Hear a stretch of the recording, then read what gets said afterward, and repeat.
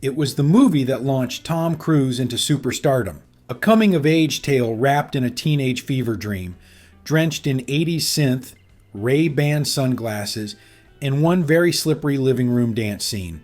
But Risky Business wasn't just the story of a high school kid turning his suburban home into a brothel.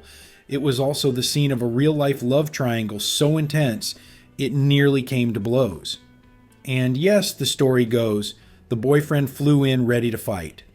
Released in 1983 and directed by first-time filmmaker Paul Brickman, Risky Business stars Tom Cruise as Joel Goodson, a clean-cut high schooler from the wealthy suburbs of Chicago.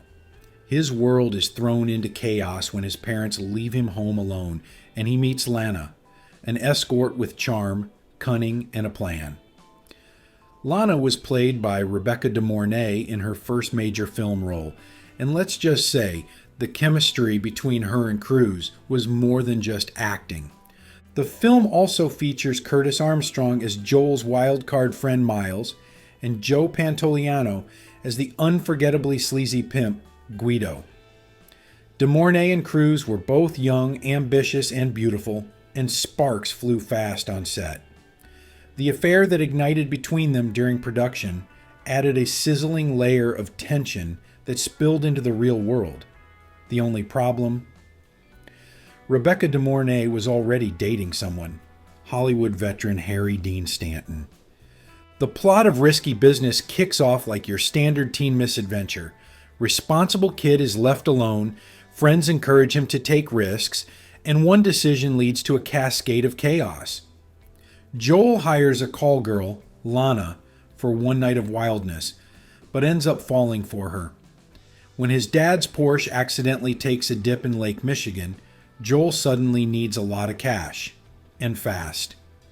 Lana, always the entrepreneur, suggests turning his house into a high-end brothel for one night. The plan works, kind of, until Guido shows up and things spiral out of control. Tom Cruise was only 20 years old during filming, and he wasn't quite the heartthrob he'd soon become. In fact, the studio wasn't even sure he was right for the part.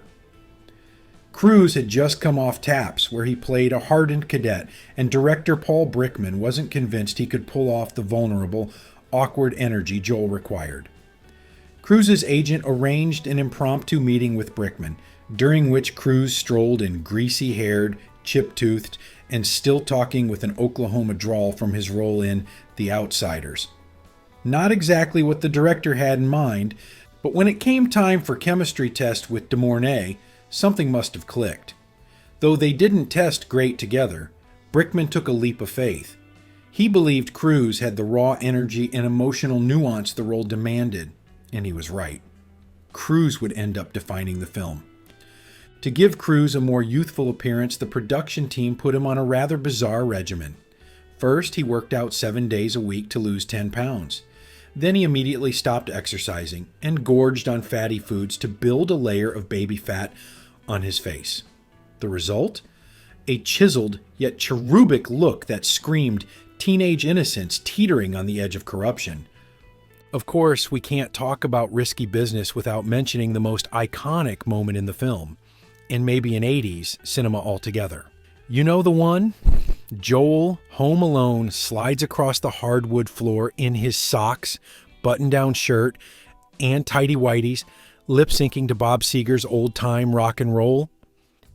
That moment was entirely improvised. The script simply said, Joel dances to rock music.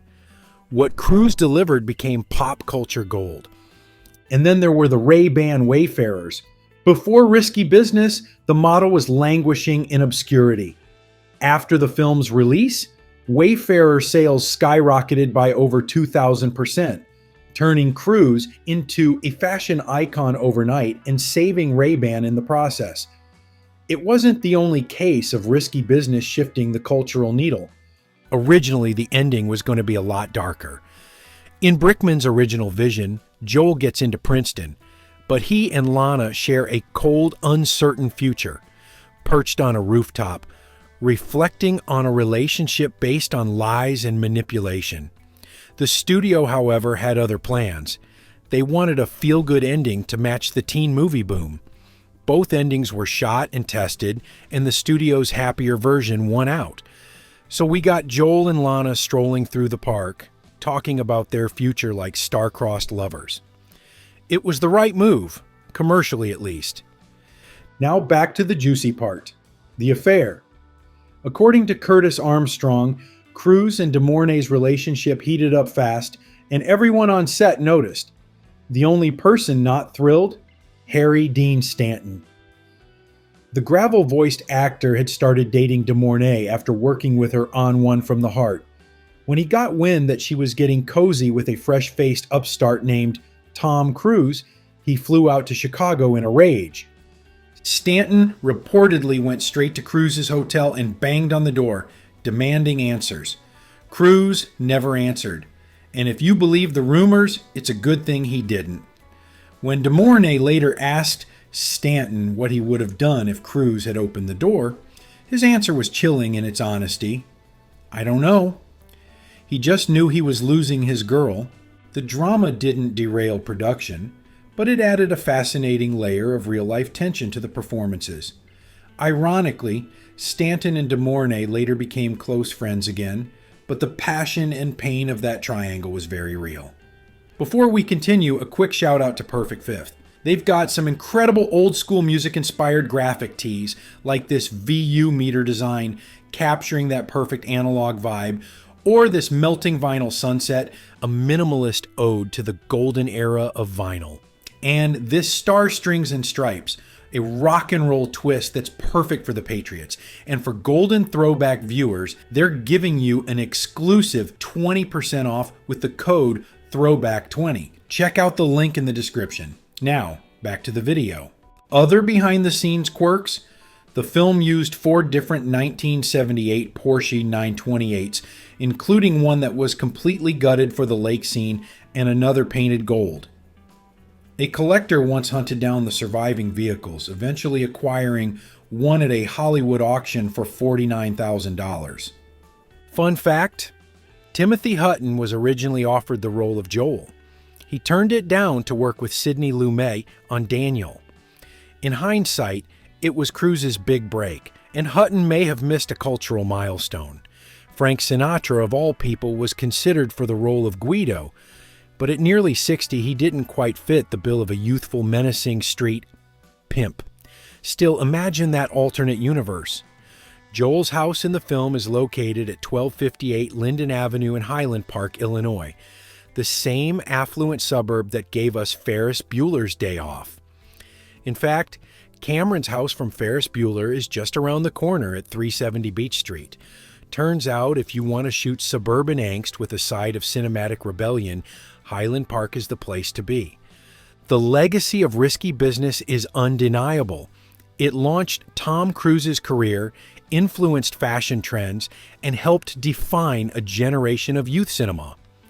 Critics like Roger Ebert praised its sharpness and originality, calling it a film with a clever screenplay and direction that is subtle and effective. It also remains a time capsule of early 80s America, where Reaganomics met teenage rebellion and youthful innocence danced in the shadow of adult consequences. Now it's time to hear from you. Did you know about the real-life love triangle that happened behind the scenes of Risky Business? And what's your favorite Tom Cruise performance? Was this his true breakout, or did it come later? Drop your thoughts in the comments and let's get nostalgic.